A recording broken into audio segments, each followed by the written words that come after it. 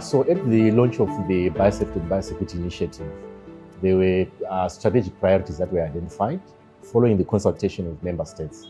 And one of these areas was the workforce and capacity building to ensure that we have the right foot soldiers on the ground to implement these priorities that had been identified. And one of these was the need for us to develop an African-led, accessible training and certification program that's accepted by the member states. That's how the regional training and certification program came about.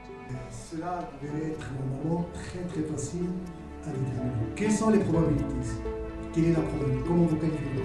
Faible ou élevé? Probabilité, conséquence.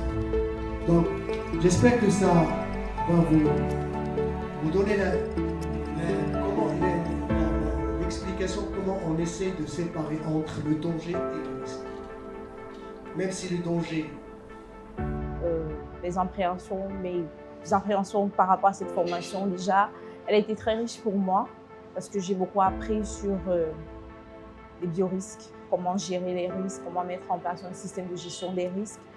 Le triple emballage, ça sont les notions qu'on voit juste comme ça dans les documents ou quand on assiste à des ateliers, mais que réellement à 100% on ne pratique pas. Donc, je m'enrichis au sortir de cette formation sur ces différents points-là et aussi sur la notion de transport. At the moment, I have come here for the Advanced Biorisk Management training. This is a very good training that now, since I have passed the level 1, the past 3 days I have seen that it gives me now the skills to apply the theory that I learned from the introductory level of biorisk management. Kama Center of Excellence pamoja na Africa CDC ni move nzuri ambayo inafanya kwamba wataalamu wote katika nchi ambazo ni member states za Afrika na ukanda wa East Africa Mashariki, baada ya kumaliza level hii, na tunaweza kutumika ama kuwa deployed katika nchi yoyote Afrika kama wataalamu kwenda kusaidia pindi ambapo uhitaji wa wataalamu utahitajika kucombat majanga ama kusaidia kufanya capacity building na kuimarisha mifumo ya maabara. Yeah, I've learned a lot about risk assessment. That is basically the foundation for identifying gaps and hence putting improvement measures. So as of now, we are going to engage in continual improvement program to continually improve safety.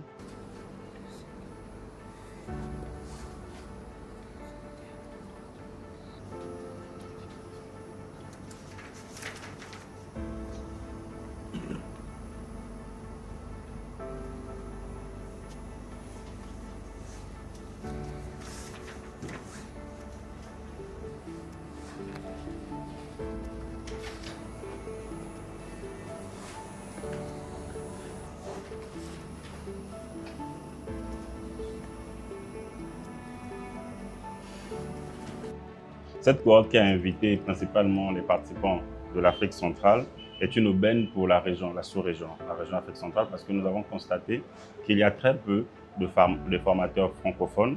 Et donc, mon souhait pour cette cohorte, c'est vraiment qu'il y ait un maximum de personnes qui valident cette formation et qui passent les différentes étapes, les différents niveaux de formation, afin qu'on ait un maximum de formateurs dans la région de l'Afrique centrale.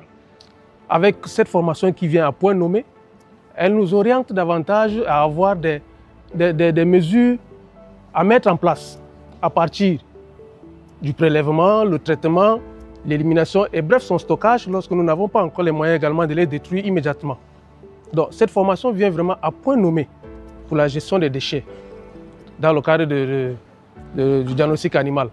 We are hoping that, or I should say I am hoping, that more people will be trained on this program to beef up the expertise in biosecurity in my country, because with the current situations going on around in the world, we need to be prepared. We can't afford to miss out. 60 questions.